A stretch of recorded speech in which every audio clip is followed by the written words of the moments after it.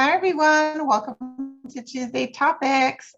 If you need to join us or if you need to utilize auto captions, I'm going to be dropping the link in our comments on Facebook. So keep an eye out for those. And as you can see, we also have an interpreter today.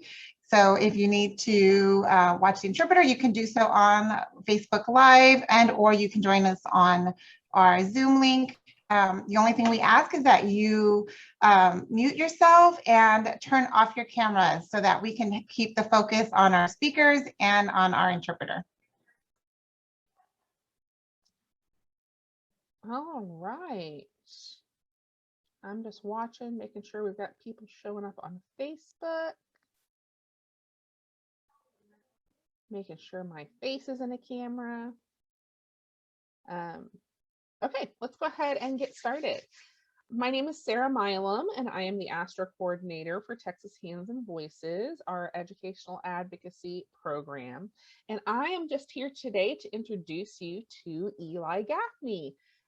We are very proud to say that Eli is a part of our Texas Hands and Voices family and serves as one of our ASTRA advocates.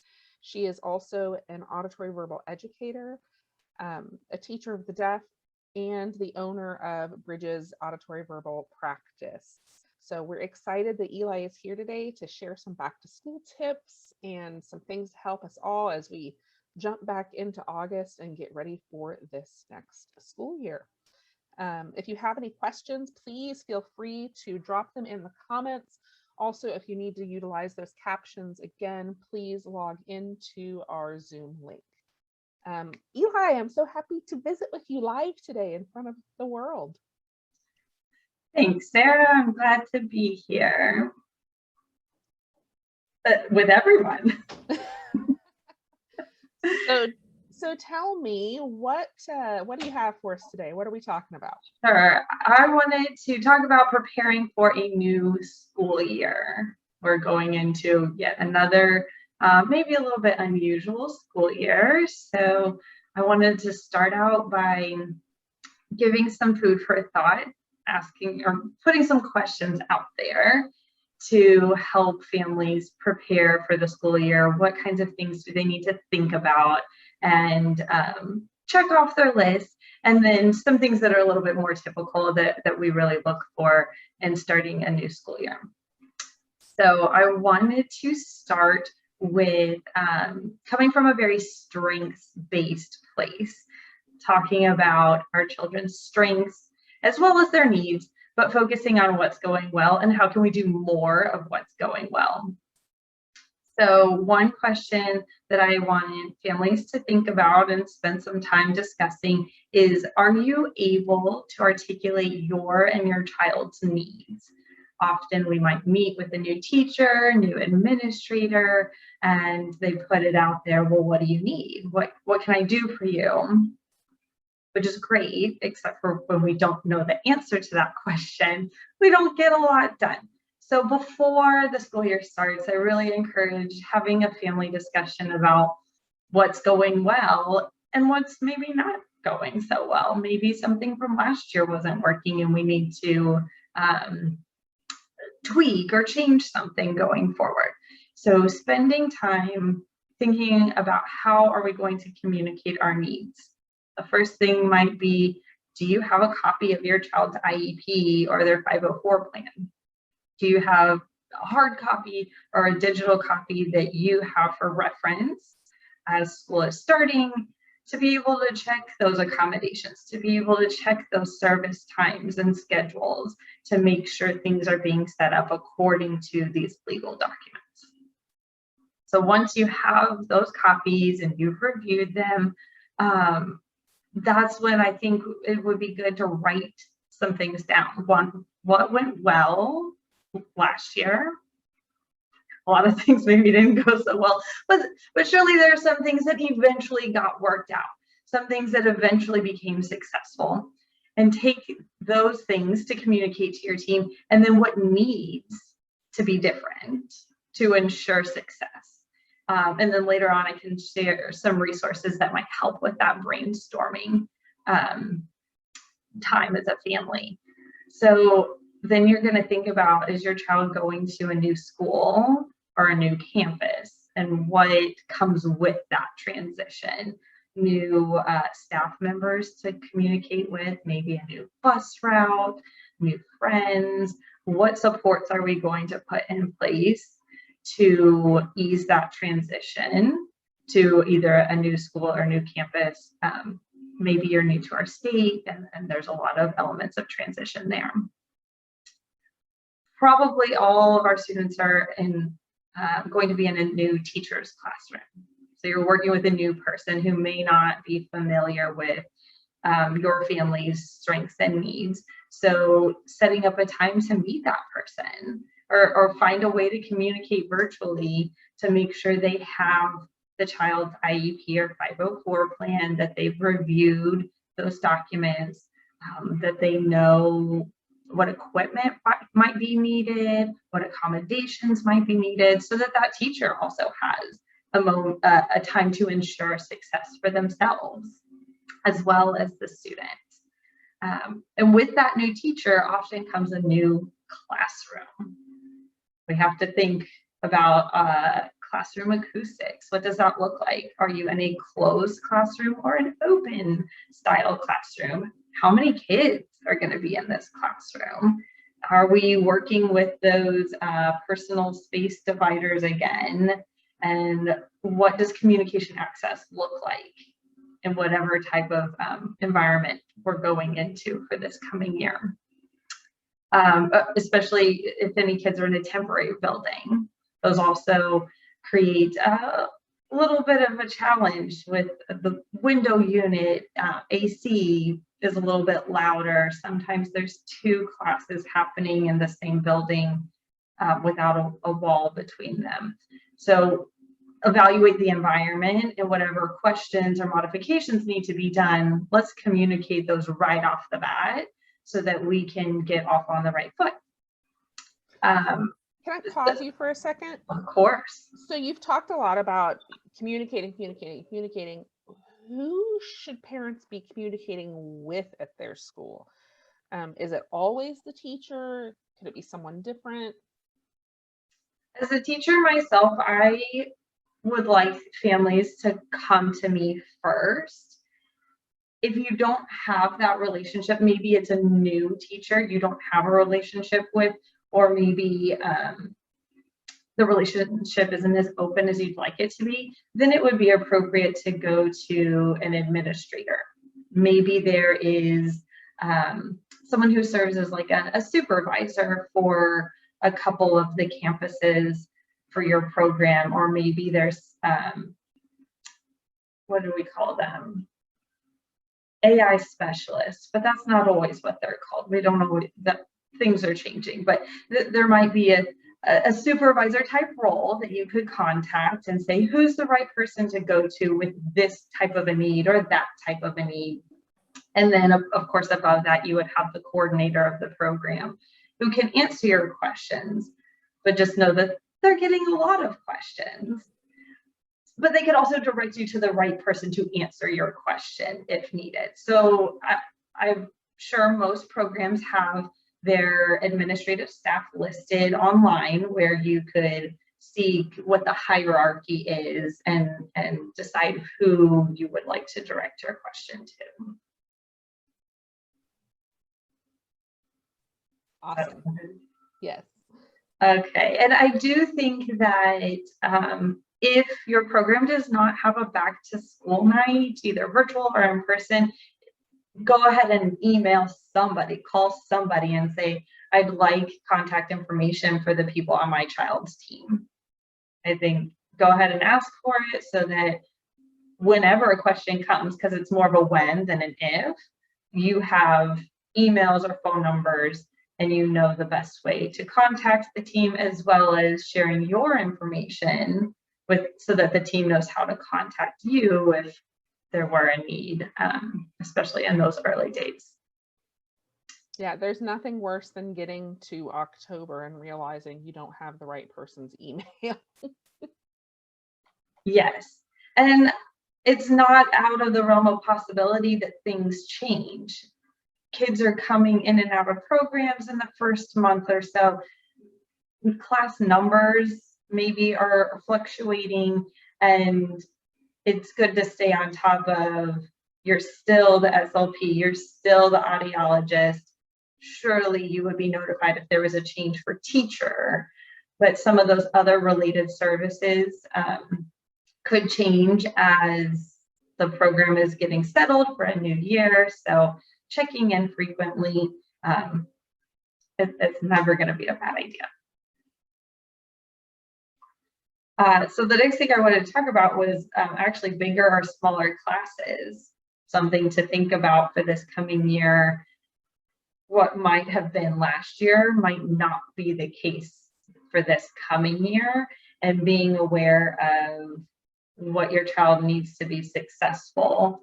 Did they do okay in a bigger class with either background noise or just opportunities for direct interaction with the teacher? Or were they really more successful with smaller groups?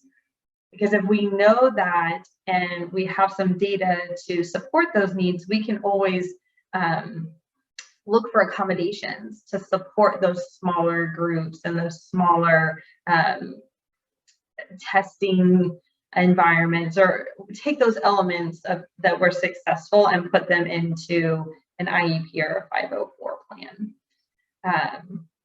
And again, that is to me about communication access. Are we getting opportunities for direct communication in a mode that our children are proficient in? And that makes me want to talk about masks. New staff, new year, who knows with the mask situation. I'm going forward in this moment saying some people will be wearing masks. Look again at what worked before. Did you need a shield? Did you need a clear mask? Did you need a lot of masks, or could you work with just a few? Whatever was successful, let's start with that. Let's not do the trial and error if we don't have to. Be really brave and say, this is what worked. I'm going to need you to use this product so that my child has consistent communication access. Again, like Sarah said, we don't want to get to October and realize like, oh, we weren't using clear masks, but my child has an accommodation to have visual access to the speaker's face. And now we have this out of compliance moment. It's all going to be hard. Let's put it out in the open. I definitely think we are all having to learn to be a lot braver about just asking clearly for what our kids need. There's a lot less wiggle room than we used to have with all the different barriers that have come into play through all of this. Yes. So that was not what I wanted to say next, but that's what I'm going to say next. Talking about the tough stuff and having those really open and honest conversations, whether it's about masks or other accommodations, or even just nerves about going back to school. I'm sure there's some of our kids who were not at their school in person at all last year. And that could be scary or intimidating or any sort of feeling for the child as well as for the rest of the family. So being able to tell the team like, hey, we haven't been at school. This is a big transition for us. Or we were worried about not being able to stay at school. We're worried about having to jump back to virtual. What supports can we have in place to have some continuity for our kids? And just having those tough conversations around this year specifically. But what I was really going to say is when it comes time for an IEP or any sort of evaluation, having a moment to have those tough conversations before the meeting. So having those conversations before things get really difficult. Our team at Hands and Voices is here to support you in having those conversations. So take us as a resource for timing and content and just like general support, because we want you guys to to be successful, and having those hard conversations is part of it. So if we're heading into a new school year, knowing there's an evaluation coming up in September, we've got an IEP, or October, whenever your IEP is, but there's no reason to wait until that meeting to have those hard conversations. Teachers are very often willing to have like a pre-meeting. Let's talk it out in a very casual, comfortable time. And then when we get to the formal meeting with the whole team, we've worked out some of those kinks, and we can have things go a little bit more smoothly, because we haven't saved it all up for one high pressure emotional moment. I definitely agree. It is easier to get some of that stuff out of the way when you can be more one-on-one small group than when you're sitting in that big ARD IEP meeting and it feels like all eyes are on you. I think that's great advice. And that doesn't have to just be an IEP meeting preparation strategy. That could be anything. And I think with our greater practice in virtual meetings, that gives you another opportunity to communicate with the team. Hey, can we hop on Zoom for 30 minutes at the end of the day? I just want to walk through this one more time to make sure I understand, or I have some questions about which evaluations you'll be doing for the next FIE, and could you just explain to me one more time what they are? I think those types of questions would be very reasonable to ask, but also there's this ease of meeting when we're not talking about transportation time or setting out big chunks of time in a teacher's schedule. So consider that also, that you can do some more virtual stuff to increase communication with your child's team. Okay, let's see, talking about the tough stuff. Okay, so one last thing I wanted to share on that topic was sharing outside evaluations and updates. Especially coming back from summer, some kids have been in either summer school or therapy, and some usually are during the school year, but they're not in the summer. So any of that information is very helpful to share with your child's team when returning to school. If there's any evaluations, the staff would need that to make sure that they're not repeating any evaluations. If we repeat evaluations too frequently, the scores can become invalid. So it's important to share, hey, they did this one and here are the scores, or if something's coming up soon and if you use outside speech therapy or something like that, there's an evaluation coming up, and then the school team and the private therapy team can potentially collaborate as well. So just sharing that information with the school would help all of us, help you. Okay, let's see, what else do I want to share with you? One thing that I've been doing with a lot of my students that are transitioning to new teachers, or I have a couple transitioning to high school, is sharing an all about me presentation or letter or art project, where the child is sharing information about how they learn and communicate best. For our real little kids, mom and dad can put that together and share it with the team. I've also heard them called like a brag letter, where they're talking about all the great things that they've learned and accomplished over the past year, so that their teacher can get to know them and their personality outside of just legal school documents. You know, once when my son was younger, he had a teacher that actually had him put together a little Google slideshow that was all about me, and he put in a little bit about his hearing loss and some things he liked that teachers did and things that made it hard for him. And the teachers just loved that. And it was just a handful of slides.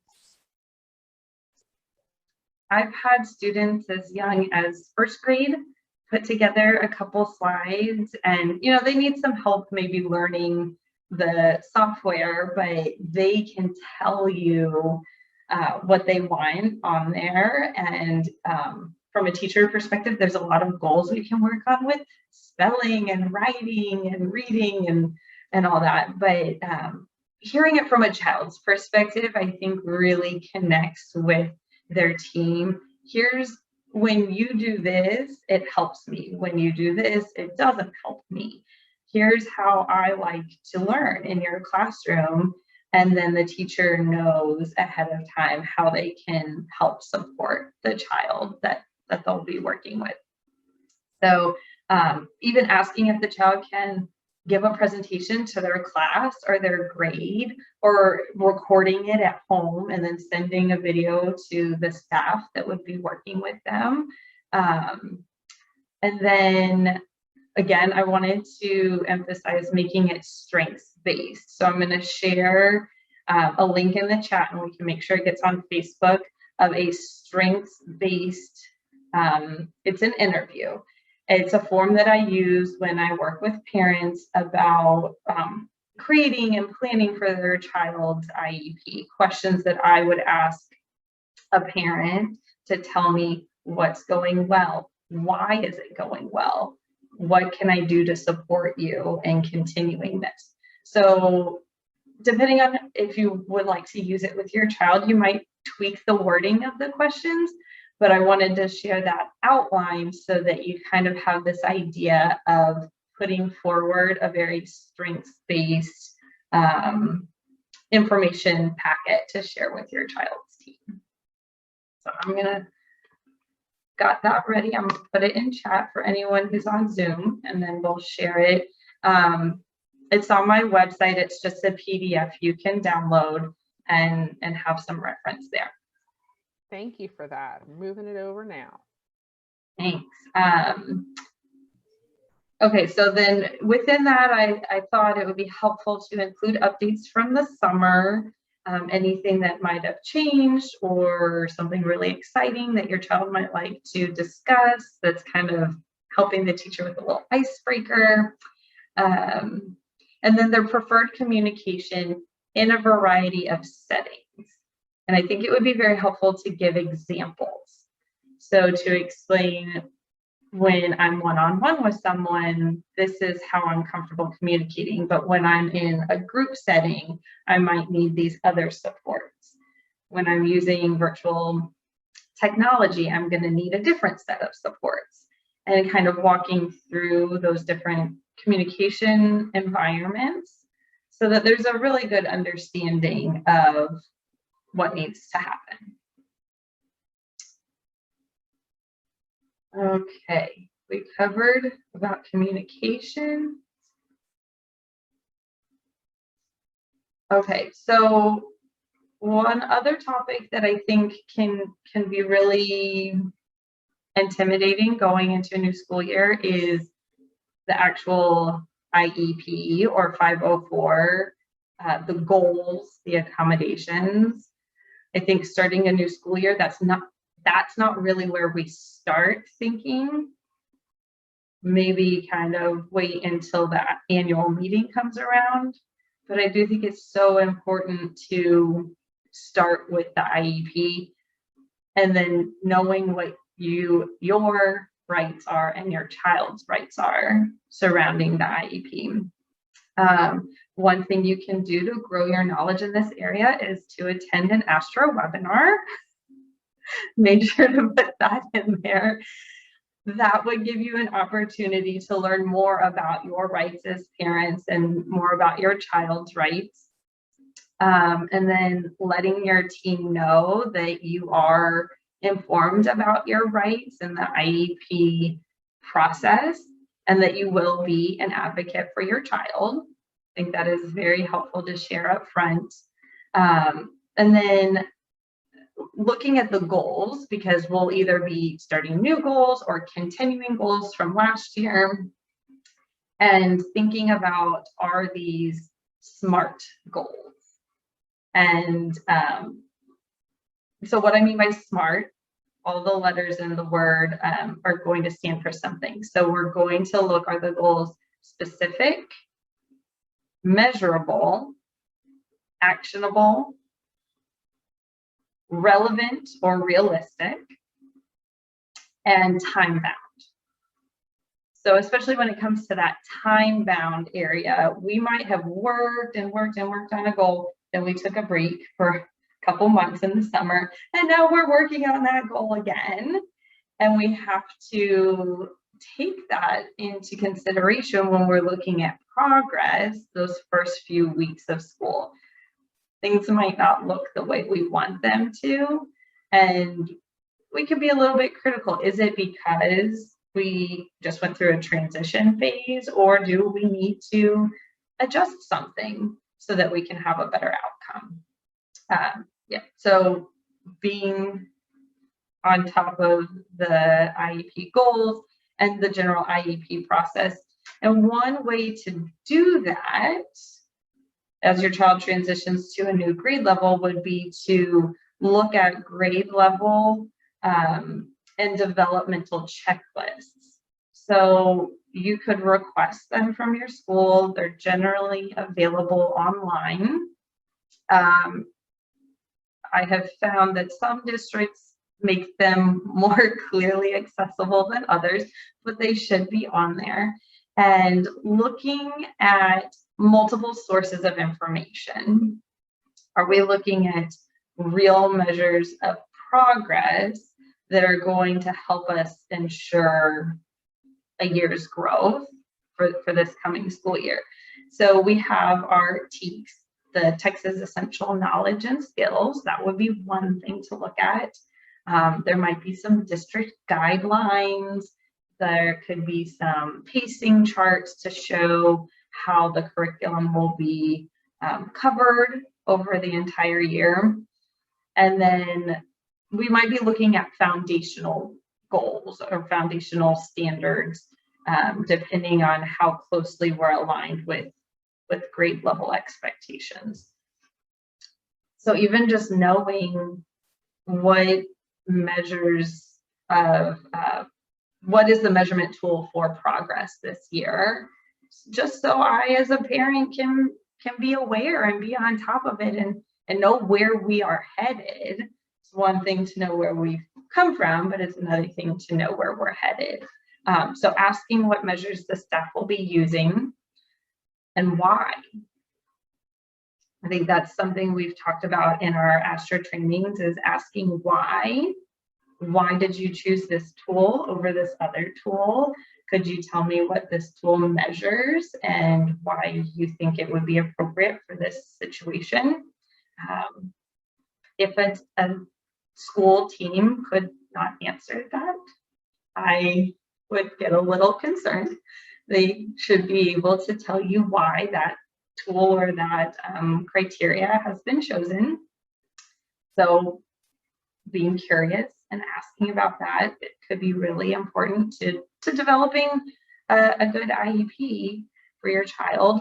And then of course you have a right to see these evaluations in advance. So just being familiar with what kinds of questions will be asked, what areas will be evaluated.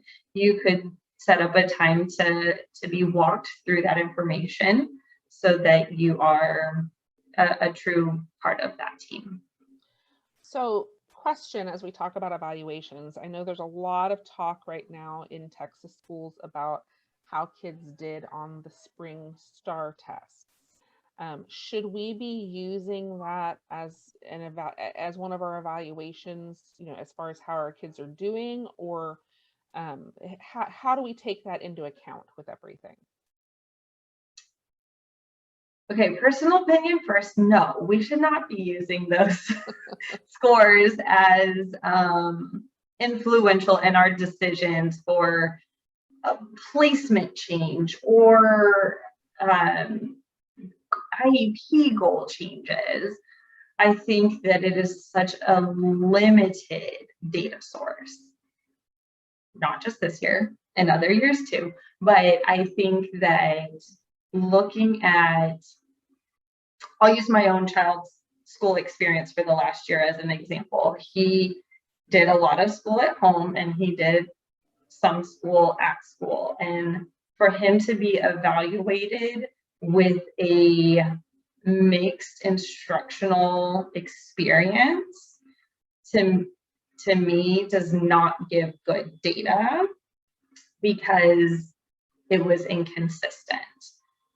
And it only tests so many things.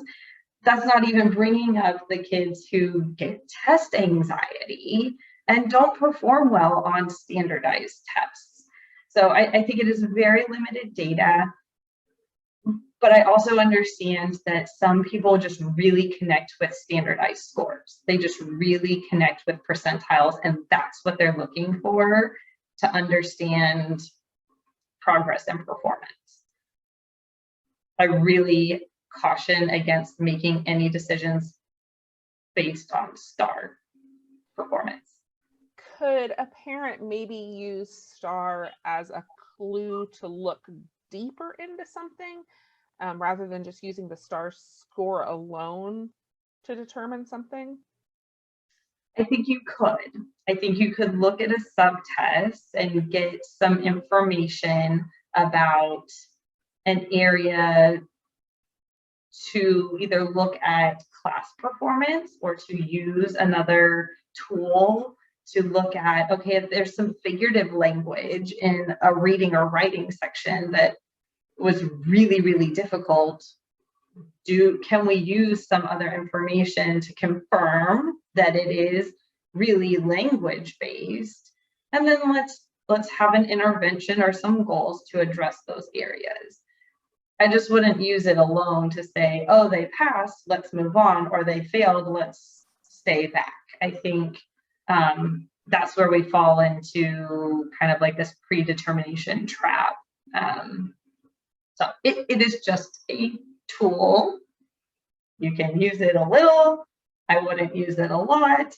I do have a list of some other evaluations. If you feel like your child's team needs more data, I've never heard anyone, a scientist, a researcher, a teacher say, I have too much data. I mean, maybe not enough time to sift through it, but we can always use more data to influence our decisions. So I can share a list of some assessments that if you feel like there's a gap in your child's plan, you could recommend or just ask, what would it look like if we used one of these tools to gather a little bit more information before we make that decision or before we move forward, and just see how that can work with the team. All of these are checklists or no, I think they're all sort of checklists or screening tools that are available online. You can print out the PDF. We're not going to be asking for the team to invest in some expensive testing manuals. And there's often a parent component. So we can emphasize that parent input in our plan and then bring those other environments into consideration. We're not just looking at the classroom. How are they doing in extracurricular activities? How are they communicating during transportation times or in the lunchroom? So I would be happy to share just a few that I could recommend.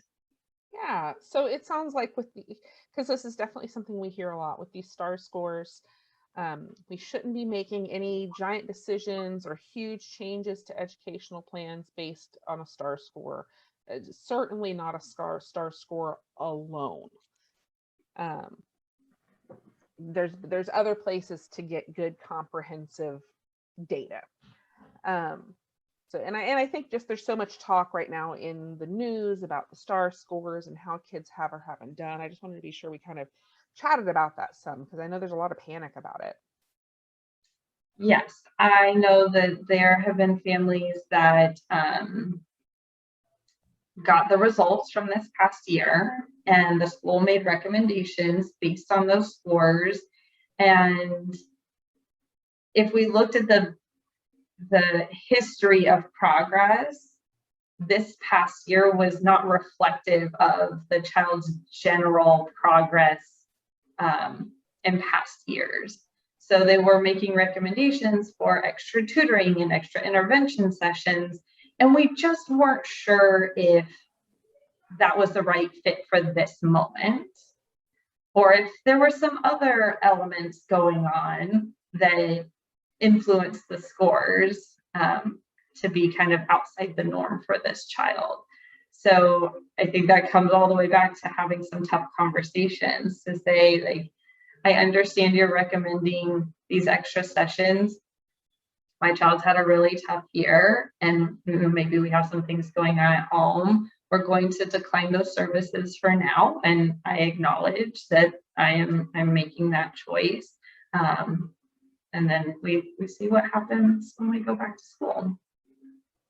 Yeah, I think it's so important that you mentioned that, that declining services. Sometimes we get so wrapped up in more therapies, more services, more minutes.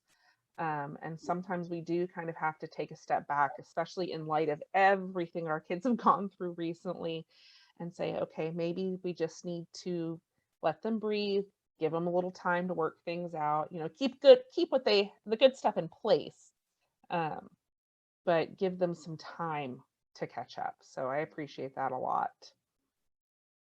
I don't think it's common enough to say, I need some time to think about this. Can we revisit it in 2 weeks? Can we revisit it in a month? And some of the things they're going to say no, like there's a timeline for implementing these services. But then I think there's a lot of times where the team can agree, yeah, let's get a little bit more information. Let's spend some time thinking about it. Go home and talk with your family and get back to us in a few days. And being brave enough to speak up and say, I'm just not ready in this moment. I'm going to have to get back to you. We need to normalize saying, this is a big decision. Give me some space, give me some time. Yeah, sometimes as parents, I think we get very afraid to, we feel like we're challenging when in reality, we're just, like any other big decision, it's not something you make in a moment. And it's not something that can't be changed most of the time. If you decline a service now, that doesn't mean you've declined it forever. Or, if you don't think they need something in August, but they do in October, that, you haven't turned away services for the rest of their life. Right. And I think what we can do to help with that process is documenting those discussions, whether through email or some sort of a memo in the child's file. We discussed changing the intervention times. We discussed increasing the intervention to 4 days a week instead of 2. The team decided we would revisit this in October at the end of the first grading period, and then making sure that we do in fact follow up on that. But if you have that record of here's what was proposed, here's the reason why we did or didn't do it, and then here's our next step in the process, then that just kind of keeps people very organized and on the same page about why a decision was made. Well, I always love good documentation. It makes me happy. If I'm not mistaken, I think on our website we have a form to help with keeping track of those decisions. We do. We have a couple of them actually, but I think the one you're talking about is the PEI form, the Parent IEP attachment, where we can write down, what the request was, what the decision was, who's responsible, all of that stuff. And it's just a simple little chart to fill out. And just for anyone watching, there's a whole bank of resources on our website. If you go to txhb.org/Astra and click on Astra resources, it'll ask you to enter your email address, and there's just a whole bank of great things for you there to check out. Yeah, that's the one that I'm thinking of. So you don't have to reinvent the wheel with that. It'll give you some guidance just how to keep track of these decisions, and then when things need to be reevaluated, you've got a record there. I think that could help streamline the process for sure. Absolutely. Well, Eli, I don't want to take up too much of your time. How much longer do you have? My children are being cared for. I can answer any questions. The only other thing I wanted to share for anyone watching this is just a little encouragement going into the next year about being willing to brainstorm, being willing to think outside the box. We got a taste of it this past year. We're not done thinking outside the box. We're not done stretching our comfort zone. So some things I want you to think about and maybe ask yourself are, how can we make this happen? Whatever it is, whatever you're brainstorming and wishing for, how can we make this happen? What is possible? What would happen if? Insert whatever you're thinking of, and then what else can we try? I love what else can we try. Sometimes we try one thing and that didn't work, so we move on and say there's no way for it to happen. But a lot of times there's another way to make it happen. And that's everything from classroom accommodations to types of services. I've seen a lot of creative ideas come from parents and teachers. So we've definitely got to be willing to get creative. Yeah, so just spend some time thinking of those, put them on a Post-it note to remind yourself whenever you're feeling a little stuck in the process, to just get out, think outside the box and make things happen.